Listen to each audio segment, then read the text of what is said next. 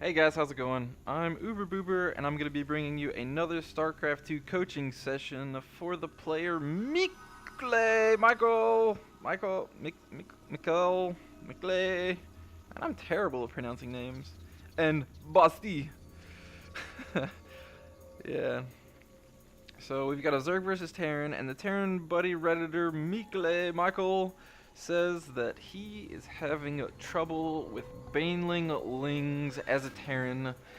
And I know I've been casting a bunch of Terran games, but the reason I decided to cast this one over some of the Protoss games that are on Reddit feedback is because this is a diamond level play, and I've really wanted to do some high level plays, and they just haven't been. There haven't been many diamond level plays posted recently, so I wanted to make sure I can prove my gusto to the Reddit community about, I can coach diamond level players too, guys.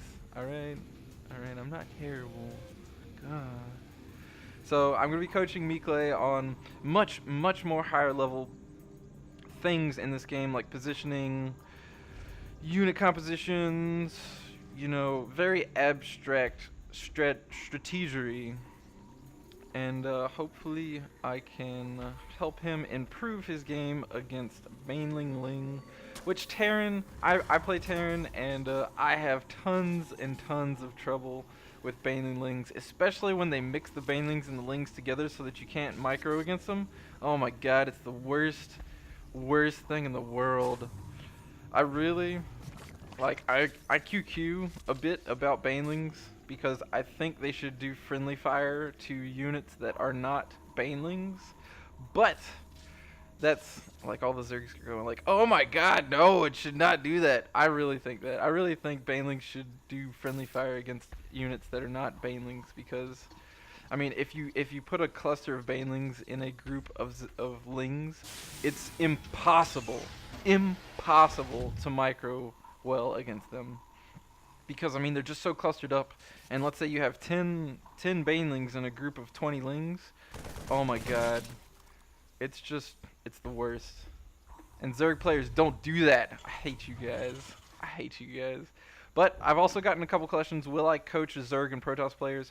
I haven't yet, but yes, I can definitely coach Protoss players. Or Protoss and Zerg players. My main race is Terran, but I do play a lot of everything, and I watch tons and tons upon tons of replays. The professional scene, I watch pretty much everything. So let's go ahead and get into it. Michael, I'm gonna just call you Michael. Michael's my name, so hi, I'm Michael. Hi, Michael. We're twins. He looks like he's going 2 racks FE, and the only reason I know that is because he said that in his post. Looks like he did not get a Zergling proof wall, which I don't really care about. Walling in high level games isn't super important anyway. The positioning of these guys isn't fantastic because of that tech lab. Now he's got a Zergling proof wall. The positioning of this guy is going to be annoying later because you're going to have to reposition it to put a lab on it or a reactor.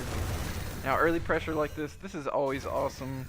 Just screw the Zerg player up, especially in these high level matches. You can put on this early pressure, 1 SCV, or you can bring 3. 3's a little cheesier, 1 is fine. Try and get that bunker up and try and protect it as much as you can. And you can just micro the Marines so well against the Zerglings that it's awesome. It's great. Every Terran player should put on early pressure like this because look at this. You can just micro all day against these Lings. And he's even got really good positioning here. Trying to get this around. The Slowlings are not going to be able to get this around at all. And I'm going to actually put it on the Mikle cam so that we can see only what he sees. Trying to focus down the spine crawler, doing really good Marine micro in the backfield. But that attack is deadsies, so let's look at how your micro is doing. You're not supply blocked. There's an overlord right here in your middle patch, which you noticed it. Good job. He's not really scouting much because of 2-Rex FE is a 2-Rex FE, and he knows that shit's coming. So there's nothing really fantastic. You're getting a lot of gas, but not using any of it, so I hope you're going to throw down. There's a factory. So right now, hey Blake, yeah, I'll play. Thanks for telling me you're really good at. Alright, I'll be busy. Sorry about that. Upgrade complete. What was I talking about? Oh yeah, 2-Rex FE is a 2-Rex FE, so he knows once you put on that early pressure and he gets that Overlord in here, he knows exactly what you're going. No tech labs on this, but I'm perfectly fine with that because you're going a heavy factory build, getting an engineering bay. I'm guessing for, I'm gonna say turrets for the most part, because factory builds are very, very hard to mobilize. They're very constricting because of siege tanks and Thors move so slow, so you have to keep something in the backfield to protect your mineral line from Muta harass, which is oh so popular amongst the Zerg. Now this wall off, I don't really like it. I'm just gonna say it, I don't like it. These reactors are super, super, super expensive. And I don't mean expensive in the mineral terms, but I mean expensive in like the time it takes to put them up. And I think it's 5 banelings total. Scoot them in here, and you're out of reactor. That's not good. This wall off. I mean, it's gonna keep the Zerg from coming in, especially when you're FE. You have to do something in defense. I just think 2 bunkers, which you can salvage, is a lot more valuable than putting 2 of your important structures out front.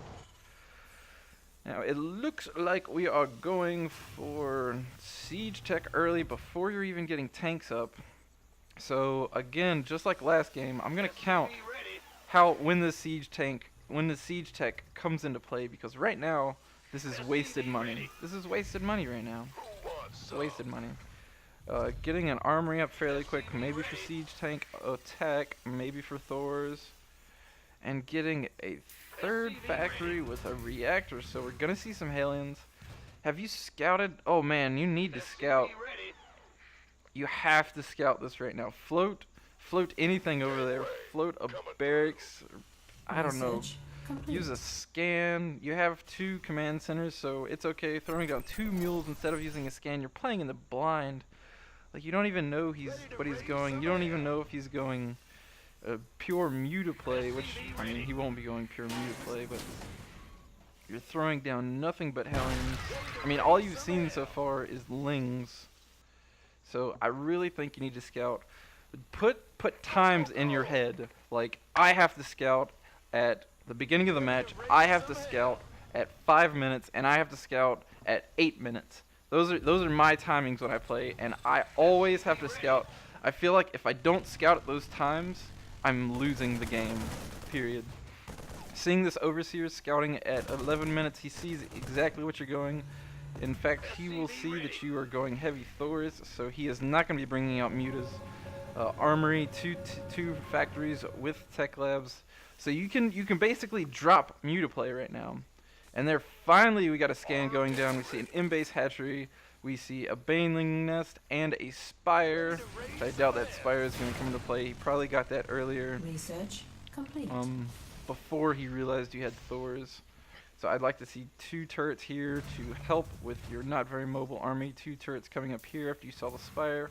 Very good.